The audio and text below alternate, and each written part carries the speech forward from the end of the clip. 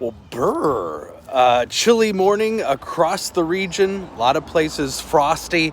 And today will be another cool day, but sunnier than what we had yesterday. But we were talking about, of course, the western wildfire smoke again, but specifically the impact it's having on migrating birds. It's not good. We'll tell you why and tell you some very simple things actually you can do to help birds along their way, which many birds in North America follow the Mississippi River, which of course the Twin Cities is very much a part of, and that big warm up on the way for us next week.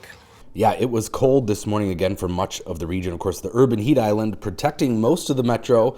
There were some 30s in the suburbs, but mostly had to go pretty far out, especially into Wisconsin, 30 in Eau Claire, a lot of upper 20s and low 30s into western Wisconsin. And then, of course, further north, much colder, 25 in Ashland, Wisconsin, and precariously close to the teens.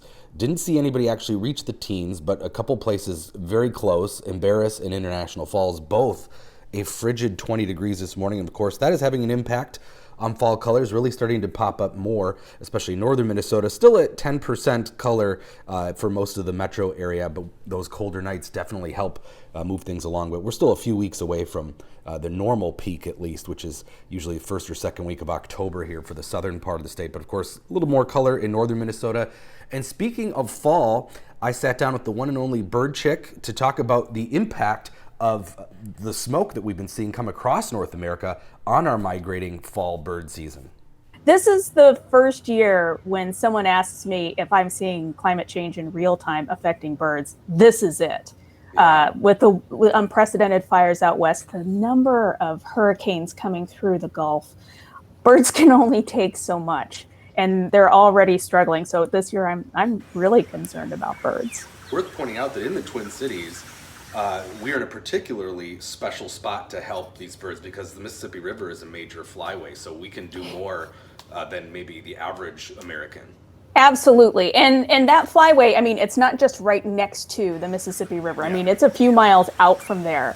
And we can still see that smoke off to the west. Not as bad today, but we're going to see a big area of smoke move in from the west, mostly just north of Minnesota. It's going to get caught up in this next system that'll be bringing us really our only chance of showers. But here's Sunday morning, might be pretty smoky. This is from NASA's wildfire smoke model, but thick smoke moving across Canada. You can see it spin just like a storm system as it gets caught up into that system. So thicker smoke will be moving across Canada, but kind of the same old story. As long as those fires are going, we will occasionally see some smoke move in here.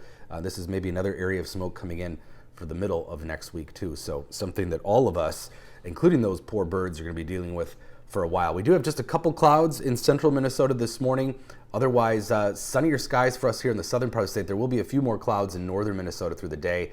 And then here's your Saturday. Again, a few clouds in the northern part of the state, a couple passing clouds here, but all in all, quite a bit of sunshine. And then those clouds will increase late Sunday into early Monday as we see the next chance of some rain. And it's pretty pitiful chance. We do need more. It's starting to get dry here, especially after next week's warm, dry conditions. We're talking just some spotty showers late Sunday night into Monday. Total rainfall amounts, yeah, we're not talking about anything substantial. Maybe a little bit more up along the North Shore where they could see perhaps up to a quarter to a half inch in some spots. But here in the southern part of the state, we're talking probably a few hundredths of an inch, maybe a tenth of an inch here or there. And then things are really warming up next week. We're looking at 70s returning for most of the week and even some 80-degree readings again. Best chance of that on Tuesday. But some of the models bring in even warmer temperatures, could be downright hot by September standards by next weekend, which would be our first fall weekend officially. So we'll see what happens there. But yeah, second half of September overall looking warmer than what we had in the first half of the month.